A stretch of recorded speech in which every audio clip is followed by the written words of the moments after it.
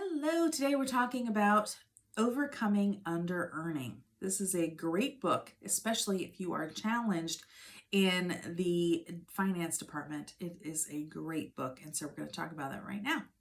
Let's get started. I'm going to read you some info on the front and back.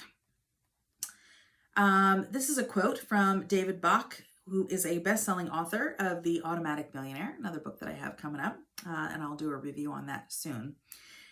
He says, "You are worth more than you are being paid right now. Barbara Stanny helps you earn the money you deserve."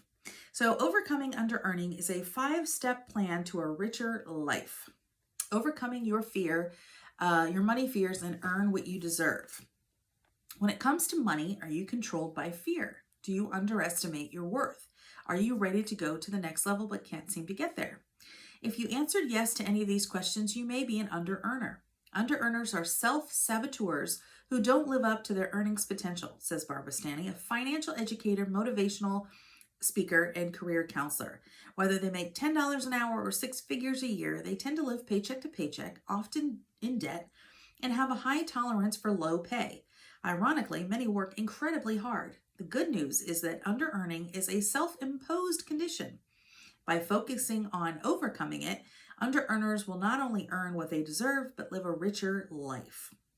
With techniques and exercises that have helped thousands of people, Stanny teaches 5 essential steps to financial independence and brings a message of empowerment to all those who chronically undervalue themselves. Well, this is a great one, and one that I definitely needed. If you have not already seen my review for The Big Leap, I highly recommend you checking that out on Instagram, YouTube, wherever I post videos. And for all of these resources and direct links, I have links for my Amazon store on Instagram, on my link in the bio, as well as on my website, secondhalfministries.com, under the resource section. And I usually link the videos or the links below videos as well. So this was a great book, and definitely one that was recommended to me by a friend in business at a time where I really was undervaluing my services.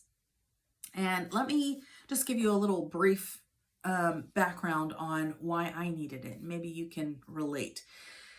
When I first started out in my business, nobody taught me how to price services. Nobody taught me how to create a 5-year plan. Nobody taught me how to value myself and what I offered, my expertise, and the ability to provide something that someone couldn't do for themselves. Nobody taught me how to do any of that stuff. I had to learn myself, which is one of the reasons why I help single moms and single dads, especially, start, create businesses for themselves or side hustles, because they can't always afford a high-paying business coach.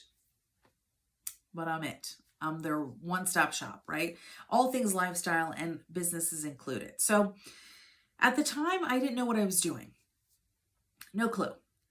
And if I could sit at home with my little kids, I wouldn't make anything, right?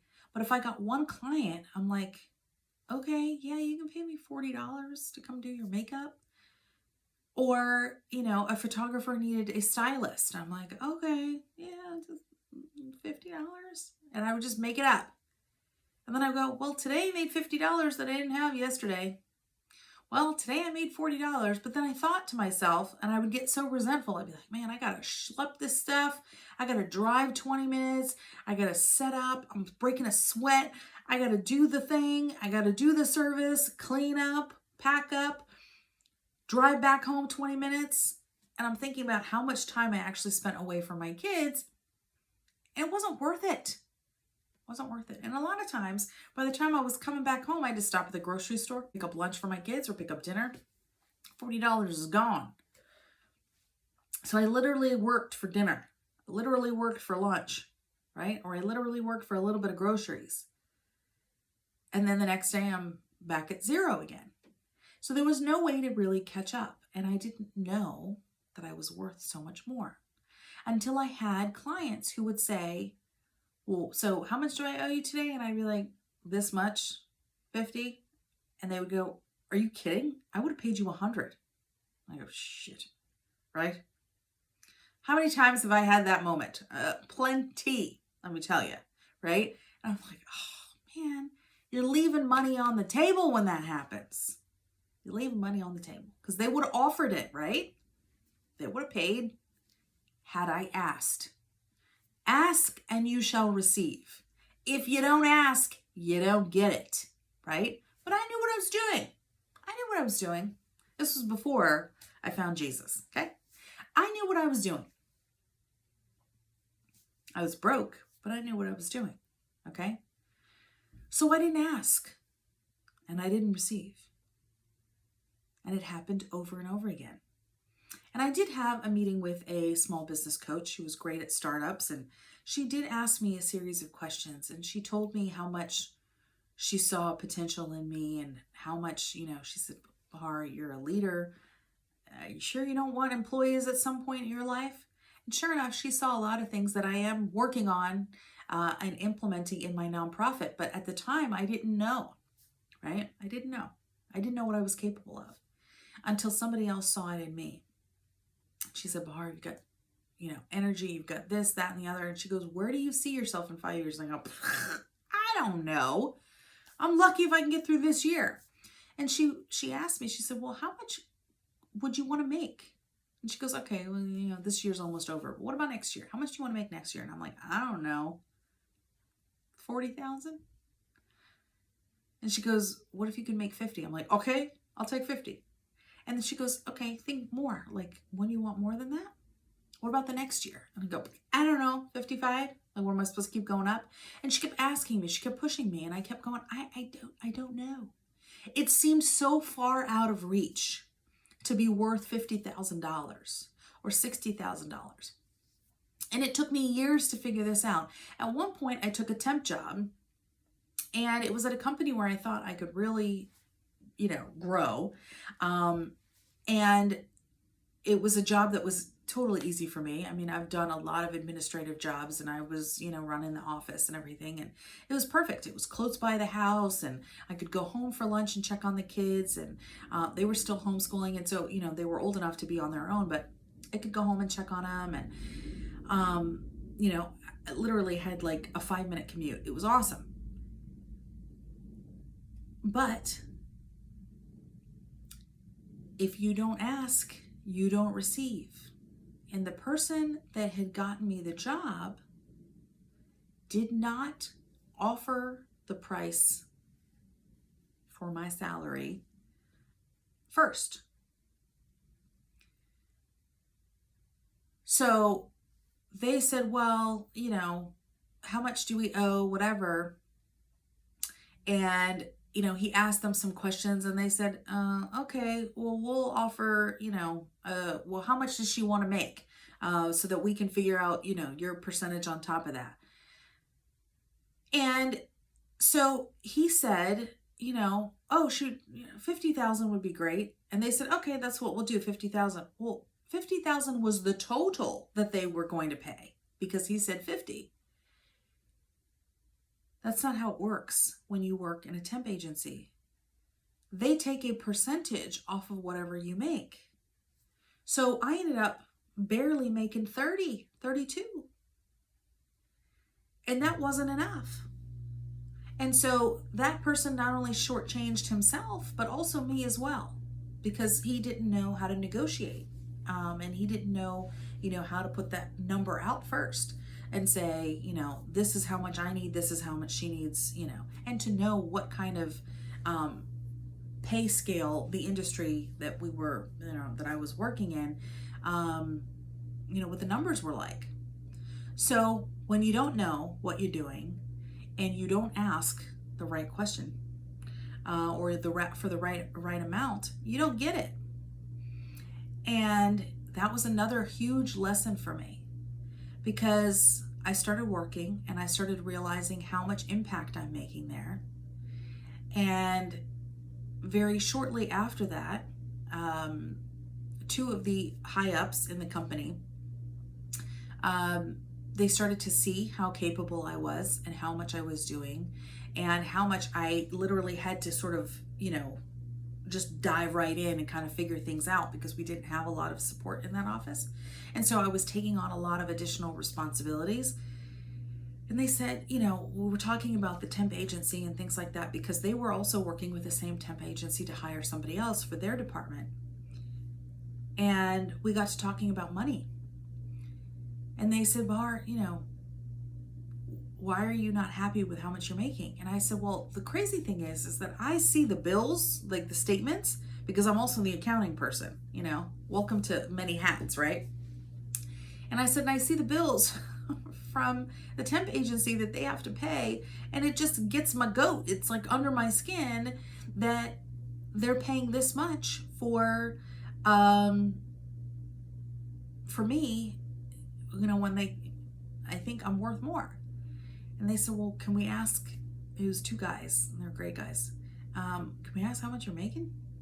And so I told them, and they looked at each other, and I go, oh man. And they were already disillusioned with that company. I mean, it was like across the board, they were seeing, things that just were not being done well, on the up and up. And they looked at each other, and I go, what is it? And they go, oh, this isn't like, we're not supposed to talk about like how much we make, things like that.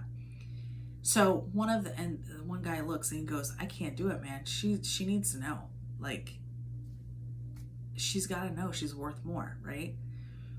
So he wrote it on a Post-it for me, and he slid it over to me.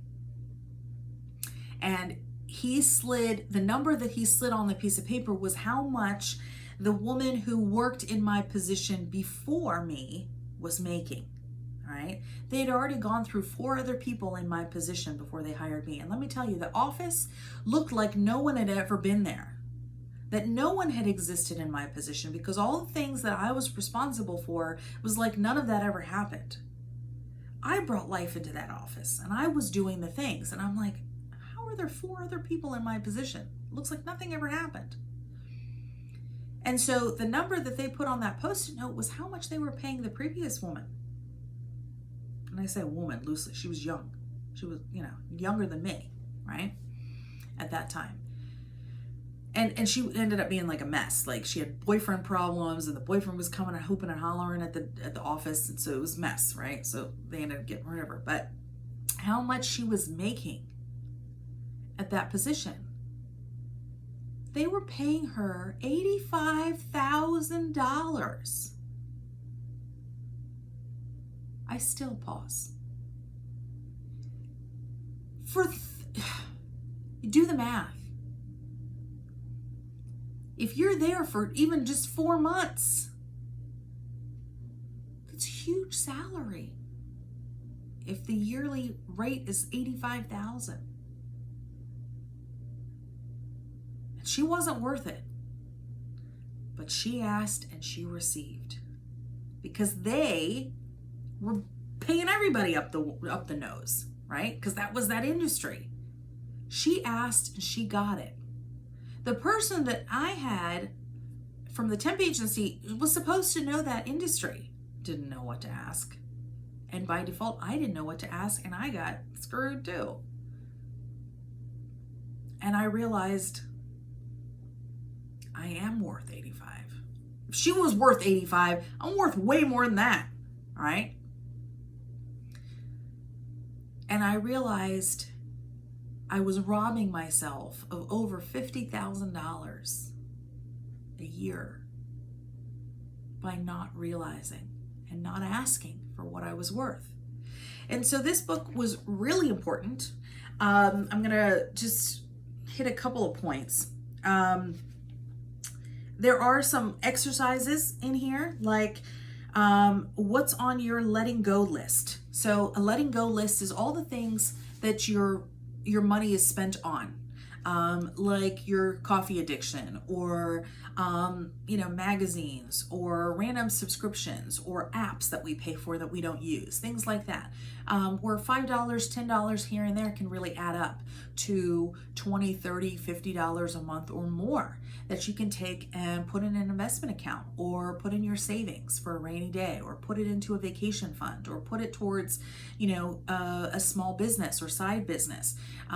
Put it into, some kind of, like hobby savings plan or whatever it is, right? To help you become a well-rounded and more productive individual.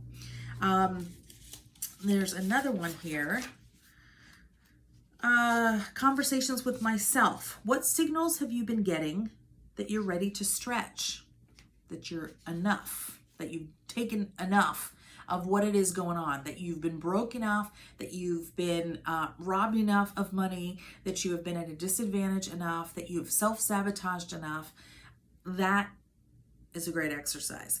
And the reason why I say, if you have not seen my review on the Big Leap, they're very similar in that this one doesn't always talk about finance, but it talks about self-sabotaging and creating a block on your upper limit problem. So I definitely recommend checking that out.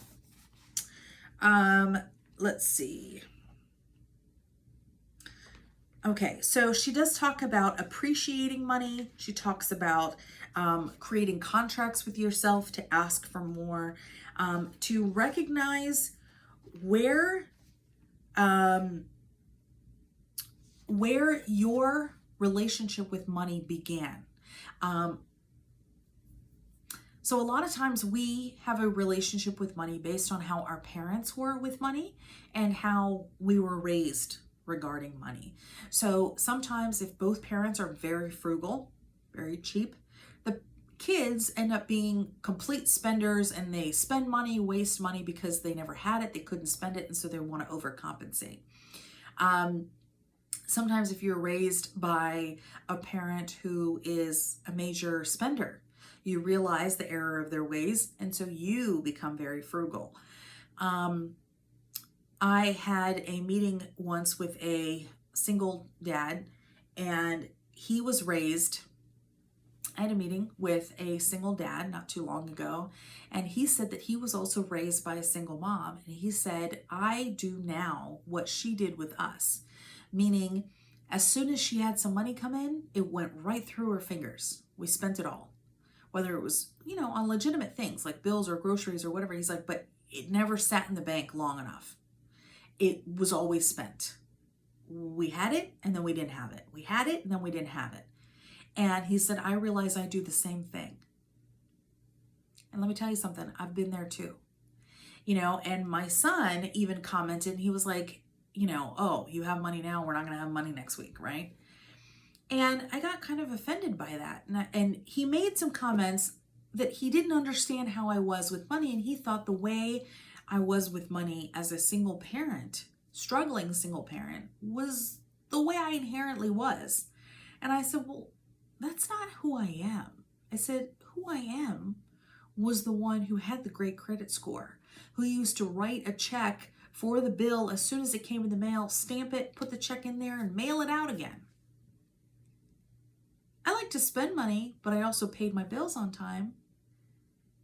And, I had money in the bank. I wasn't like it was going down to the last $10 every time. I wasn't living paycheck to paycheck, although, I was at the time, living with my parents before I got married. And so I didn't have rent and things like that. But, and in fact, I should have done more and learned more when it came to finances, but I was still relatively responsible. And I said, when I married your dad, he was the one with bad credit. And I ended up taking his debt and putting it on me because I wasn't working and I was home with the kids, and I cleaned up his credit. And then I ended up in the financial hole. And then of course, he ended up smelling like roses, and I was in the pit, right? And I've done that for so many people, and I've helped coach them on how to repair their credit and, make financial progress in their life, because that's what we do with Second Half Ministries and with my coaching. And so it is possible, right? But my son's looking at me going, well, how come we don't have it? And I go, because there's not enough to go around, right? Not because I don't know what to do with it, but because there's not enough to go around. We have a long list of all the wants that we need, and every time I have a chunk of money, I cross some of those off. But in the meantime, the kids have never wanted for anything. They've never gone hungry. They've never had ratty looking clothes, or, we've had electronics and things like that. I was managed, right? It just means, okay, the money's gone now. So now I got to go back to being careful, right? So it's important to recognize how we were raised with money, what our inherent mentality is when it comes to money. But it also is important to know where we want to go with money. Money does not buy happiness, and it can come in and easily go right back out. But it's important for us to recognize that it's a tool. It equates to freedom. It equates to independence. When you have enough money that you've earned because you were worth it, right? You weren't shortchanging yourself. Meaning if you are worth it and you don't ask for it and you're not given that money, then what happens? You're basically leaving it on the table. That means you're basically leaving it on the table. And you're saying, you know what? I am worth it. I just didn't ask for it. And now this money is floating out in the universe or whatever, and I should be able to get that blessing. But I'm not doing what is necessary to go out there and prove that I deserve it, right? So we need to recognize all of these things as we move into the future, as we move into designing the future that we want. It is very important for every man and woman, especially as a single parent, to stand on their own feet, to have the financial independence so that when you do enter a relationship, no one ever doubts your intentions. Nobody says, well, you know, I'm better off than you are. Maybe you want me for my money, right? Or maybe you want me because of what I can offer you or what kind of lifestyle I can offer you. You never want anyone to doubt that you have a plan for your life, that you've prepared, that you value yourself, your children, and your lifestyle enough to do the right things and to be a good steward of your money.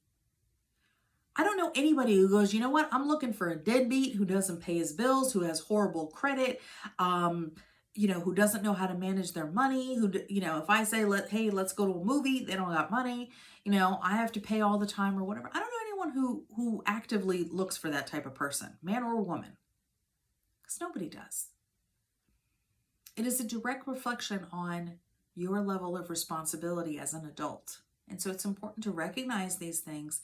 And if you are in a situation where you have your own business, or you are looking to switch your career, or you're starting a career now for the first time after raising kids or after separation and divorce, that you recognize what it is that you can do to get the money that you deserve. It's out there. It's available. There are many times where I've heard people say, I've gone on an interview and I thought I was qualified, but then they told me, I wasn't. And I said, well, did they say why? No, they don't always say why. And I said, well, you can ask. The worst thing they can say is, no, we can't tell you. But most won't, right? Most people in a position like that remember what it was like to be you at one point. And you can say, well, thank you for your time. I appreciate, your time interviewing me. I understand that I may not be qualified for this position and that's why you didn't hire me. But may I ask, is there any particular class or certification or degree or diploma or whatever I may need so that next time, if this opportunity arises again with you or another company, that I may be more prepared? And see what they say. The money is out there. And there's no reason why you can't earn that money. And if that money is what you need to live on versus what you're getting now, then become that person. Instead of saying, well, I can't get that job. Ask yourself this question: how can I get that job? Don't just shrug your shoulders and go, well, nobody will give me $85,000 a year. Ask, how can I make $85,000 a year? I need to make $85,000 a year. How can I make that? And another point that I want to make is sometimes people don't know how much money they need to make. You go, I don't know. You look at the place that you want to live, not where you're living, although you can, if it's, your current circumstance, right? You look at where you're living now or where you want to live. Say you're living in a crappy apartment and you want to move. You want to move, 5 minutes over to the better apartments down the road. Well, how much do they charge for a 2-bedroom apartment, for example? Find out. Okay? Does it include utilities or not? All right, so then you add the utilities if necessary, and you figure out your fixed expenses, how much your cell phone bill, how much gas is going to cost you to get to work, basic expenses, right? How much money you spend on average on groceries, things like that. And then you got to tack on enough to save. And you got to tack on enough to spend on miscellaneous stuff. And you got to tack on emergency, right? And I always tack on a little extra for good measure, right? Because you never know what's going to happen, right? And then you figure out that's for your month. Then you have to multiply that times 12 months for the year. And then you figure out on average how much you need to make for the year. And I break this down in other videos. So if you're interested in more of the financial aspect of how to, create a future that you love and deserve, definitely check out the other videos on finance. But this is how we decide how much we need to live comfortably. And you go, okay, well, I don't know, I flip, hamburgers for a living. But according to these calculations, I need to make $75,000 a year. Okay, guess what? Some manager, some general manager, some district manager in your company makes $75,000 a year. Figure out how you get to that position. I'm not kidding.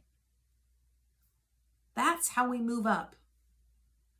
It's possible. That amount is possible for anybody, regardless of their level of education. If you need more education, you go get more education. If you need a certification, you go get that certification. Or you work and you save until you can get that certification. And a lot of companies will pay for it, higher learning because they know that it benefits their company. So instead of saying, oh, I'm never going to make that money, go, how can I? You'll have a lot more answer, I promise you. So, Overcoming Underearning by Barbara Stanny is a great book. Please be sure to check out other book reviews that I have coming up, as well as some finance videos if you're interested in learning more about money. I thank you for taking the time to watch, and I'll catch you next time. Bye-bye.